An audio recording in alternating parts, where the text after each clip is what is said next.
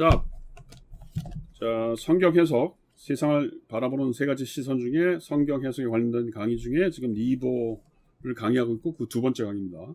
그래서 이 서론에 보면, 그러니까 이제 1960년대 초반 말고 이제 첫 번에 1930년대 이 책이 나왔을 때 서론에 보면 뭐라고 되어 있냐면, 내가 다루게 될 주제는 다음과 같다. 첫째는 개인의 도덕과 사회적인 도덕이 엄격하게 구별돼야 된다. 이 말을 해요. 이게 포인트예요. 개인 수준에서의 도덕이라는 건 사랑인데 그것이 사회적인 수준에서의 도덕으로 연결될 수 없다. 이게 라이너트 니보가 이 책 전체에서 하고 있는 얘기입니다. 그러면서 뭐라고 되어 있냐면, 이러한 구별은 순전히 개인 윤리로는 제대로 파악할 수 없는 정치 영역이 있다는 것을 정당화해 준다. 간단해요. 그 얘기예요. 그래서 도덕적 인간과 비도덕적 사회라는 제목은 조야하게나마 의도적인 구별을 보여주고 있으며, 그 구별은 앞으로 다루게 될 문제에 대한 훌륭한 지침을 제공합니다. 그러니까 명확해요. 간단해요. 그래서 그러니까 계속해서 얘기해. 이 사람이 이제 이 책은 뭐냐면 도덕주의자들에 대한 비판이라는 얘기를 해요. 42페이지에서. 이성이나 양심, 사랑 이런 거 가지고는 사회적 정의가 안 된다는 겁니다. 그래서 이제 자유주의 철학에서 교육자들 무슨 존주의 같은 사람들 비판하고 있고, 쭉 그래요. 그 서론에서 쭉 전반적인 얘기를 하고 있습니다. 그러니까 여러분들이 만일 이 책을 다 읽지 못하겠다, 그럼 서론 읽고, 그 다음에 이제 종교적인 관련된 거 3장 정도 읽고, 그 다음 맨 10장 결론 읽으면 돼요. 그래서 여기 조금만 서론을 보면 51페이지에 보면 뭐라고 되어 있냐면, 종교적이건 합리주의적이건, 그렇죠. 종교라는 건 세속적 자유주의, 복음주의겠고, 합리주의라는 거는 이성적 자유주의, 이성 얘기한 겁니다.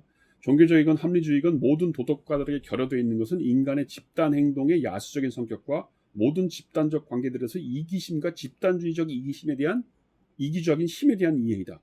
그들이 필연적으로 비현실적이고 혼란된 정치상에 빠지는 이유는 모든 도덕적인 사회 목표들에 대해서 집단의 이기주의가 얼마나 강한지, 완강하게 저항하는지를 제대로 인식하지 못했기 때문이다.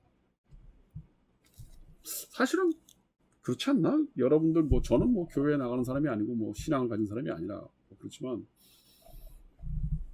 교회 같은 데 나가서 앉아 있다 보면 참 듣기 정말 그런가? 가끔 우리나라의 그 보수 교단에서 막 이렇게 북한에 대한 얘기하고 우리 무슨 이제 노동 문제에 관련된 얘기하고 그런단 말이에요. 난 그런 얘기 좀 안 했으면 좋겠어. 내 개인적인 생각이야. 조금 종교가 그러니까 현실에 나가려면, 라이너트 니보는 디트로이트에서 목사를 했기 때문에 디트로이트라는 게 당대의 노동운동이 굉장히 강했던 데거든요. 현실 참여를 굉장히 적극적으로 했던 사람이에요, 이 사람은. 근데 지금 이 라이너트 니보 목사님이 하시는 말씀이 뭐냐면, 종교가 할 수 있는 영역이 있고 정치가 할 수 있는 영역이 따로 있다는 겁니다. 근데 여기 지금 종교적이건 합리주의적이건 이 사람들 그 신앙심의 어떤 순수함, 아니면 인간 이성의 순수함을 믿는 사람들은 집단적 이기심이 얼마나 사악한지를 잘 모른다는 거죠. 그래서 그 빛의 자식과 어둠의 자식들이라는 책에서 무슨 말을 하고 있냐면, 어둠의 자식이라는 게 뭐냐면 나쁜 일을 하는 게 아니에요. 그러니까 의도는 나쁜데 굉장히 현실이 잘 돌아가는, 그러니까 현실 감각이 있는 세력들, 그걸 어둠의 자식들이라고 보고, 그 다음에 뭐라고 그래요?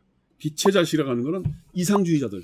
열심히 내가 사랑하면 더 이웃이 더 좋아지고 나라도 좋아질 거야, 이렇게 생각하는 사람들을 빛의 자식이라고 하는데, 라이너트 니보는 그 책에서 또 뭐라고 그러냐면, 이 어둠의 자식들이 갖고 있는 그 사악함의 어떤 그 권력의 어떤 특징, 그 다음에 그 사람들이 어떤 생존력을 갖고 있고, 오히려 그런 어둠의 자식들이 이 사회에 굉장히 중요한 역할을 하고 있다는 것을 이런 종교적인 순수주의자들이 모른다는 거예요.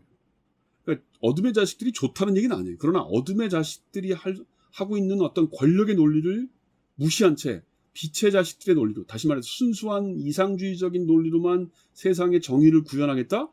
천만의 말씀. 그거 안 된다는 거예요. 그런 의미에서 보면 막시즘도 빛의 자식이라고 얘기해요. 그러니까 막시즘도 사실은 굉장히 순수한 종교적인 이상주의를 갖고 움직인 혁명설이고, 그런 의미에서 보면 무슨 노동자 혁명이니 이런 거, 과격한 혁명이, 이런 거 다 순수한 빛의 논리라는 겁니다. 대단히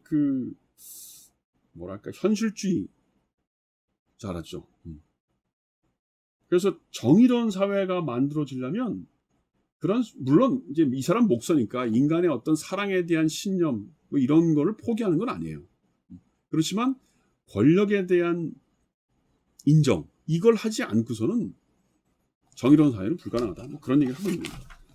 자, 조금만 더 서론 얘기를 천천히 봅시다. 뭐 이 책을 여러분들이 다 읽을 필요는 없습니다만 쭉 보면 집단 이기주의라고 하는 것 때문에 53페이지 보면 오늘날의 문화는 인간관계에 있어서 집단 이기주의가 갖는 힘과 범위 그리고 그 지속성을 깨닫지 못하고 있다.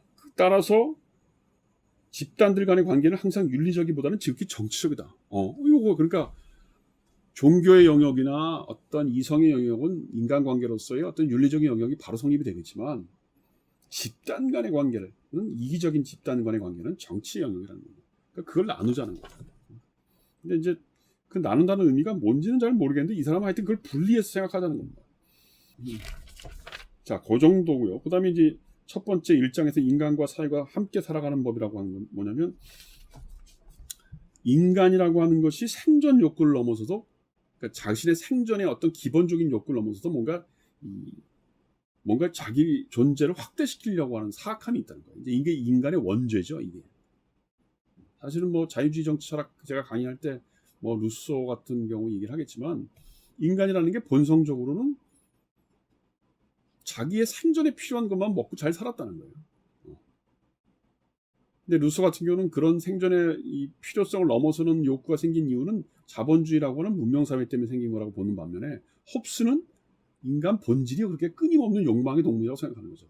그러니까 라이너트 니버는 그런 의미를 보면 홉스적인 인간관과 비슷한 거죠. 그런데 홉스적인 인간관은 굉장히 자연과학적인 생물학적이고 자연과학적으로 인간의 욕망을 설명했다면 라이너트 니버는 그거를 이제 성경적인 인간으로 해석을 하는 거죠. 인간이 원래 이렇게 타락한 원죄가 있었기 때문에 원래는 안 그랬는데 인간의 어떤 그 타락함으로 인해서 그런 원죄적인 인간이 있고 그래서 자기의 본성을 잘 모르고 그래서 인간이라고 하는 게 자기 본성으로 행복한 삶, 자기 본성을 찾으려면 하나님의 사랑을 알고 은총을 받아서 사랑 안에 사는 인간의 삶을 살아야만 자기가 본질적으로 제대로 된 삶을 살 수 있다는 거죠. 이게 이제 목사로서의 라이너트 니버의 인간관이에요. 근데 실제로 현실 사회에서 인간은 그렇지 않다는 겁니다. 특히 이게 중요한 게 뭐냐면 또 우리는 계급 혹은 국가, 어느 나라의 국민, 뭐 어느의 노동자 이렇게 계급과 국가라고는 집단적인 생활을 하게 된단 말이에요. 그렇게 되면 원죄로서의 인간이 갖고 있는 한계를 그래도 많이 신앙심으로 이렇게 잘 조절을 하고 억제를 하지만 이게 집단 논리로 인간이 들어가 버리면 완전히 다른 인간이 되어버린다는 거예요. 그래서 인간 사회에서는 이 57페이지에 보면 그런 멈출 수 없는 자기 확대 욕망과 그 다음에 이 사회라고 하는 건 공정한 분배를 해야 된다고 하는 사회 정의 요구가 있다는 거예요. 이게 부딪힐 수밖에 없다는 거예요. 특히 이제 이 사람은 국가에 대한 얘기를 많이 해요. 국가라고 하는 것이 얼마나